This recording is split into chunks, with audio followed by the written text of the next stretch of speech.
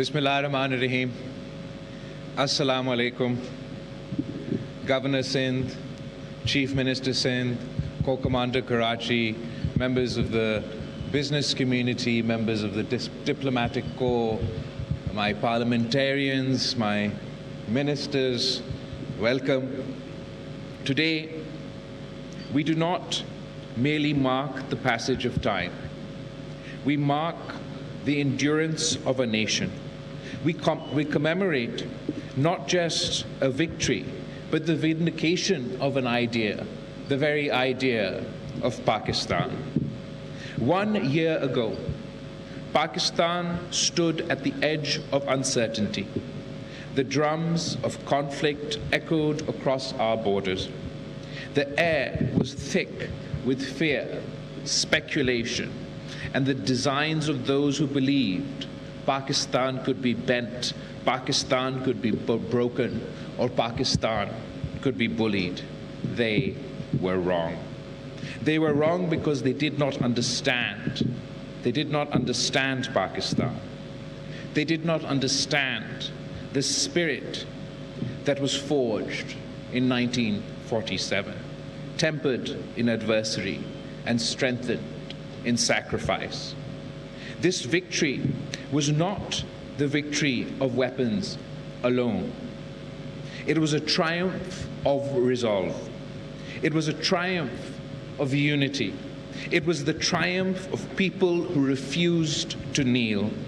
From the mountains of the north to the shores of the Arabian Sea, from the fields of Punjab to the deserts of Sindh and Balochistan, Pakistan stood as one.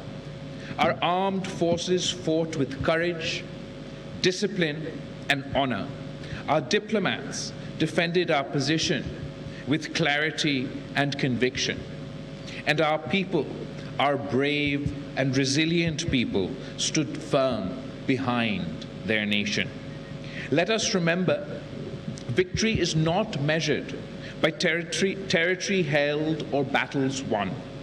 Victory is measured by dignity preserved, by sovereignty defended, by the message sent to the world that Pakistan will never be coerced, will never be silenced, and Pakistan will never surrender. There are those beyond our borders who seek to rewrite history, who seek to distort facts, who seek to bury the truth under propaganda. But history is not written by noise. History is written by nations that endure, and Pakistan has endured. We did not seek conflict. We have never glorified war. But when the test came, we did not falter. We stood our ground, not out of aggression, but out of necessity, not out of ambition, but out of duty. This moment demands not arrogance, but reflection, not complacency, but responsibility. Victory brings with it a burden, the burden to build a stronger Pakistan, the burden to ensure that the sacrifices made are honored not only in words, but in action. What does this mean? This means investing in our people, in education, in health, and in opportunity. It means strengthening our economy so that no external pressure can dictate our destiny. It means pursuing peace, not as a sign of weakness, but as a reflection of strength. For we do not fear peace, we seek it. But let it be clear. Peace must be just, peace must be dignified, and peace must be mutual. The youth of Pakistan, to them, this victory truly belongs. To you, as much as it does to any institution or any individual. You are the custodians of this nation's future.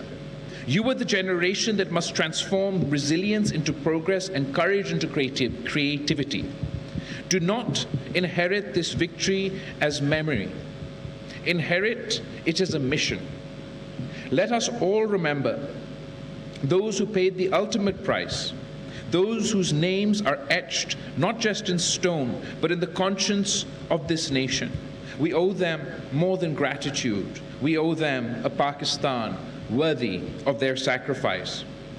1 year ago, the world watched Pakistan. Some doubted us, some underestimated us. Today, the world knows Pakistan stands, Pakistan endures, and Pakistan prevails. And let me say this, in the spirit of those who have come before us, we are not a nation that bows before pressure.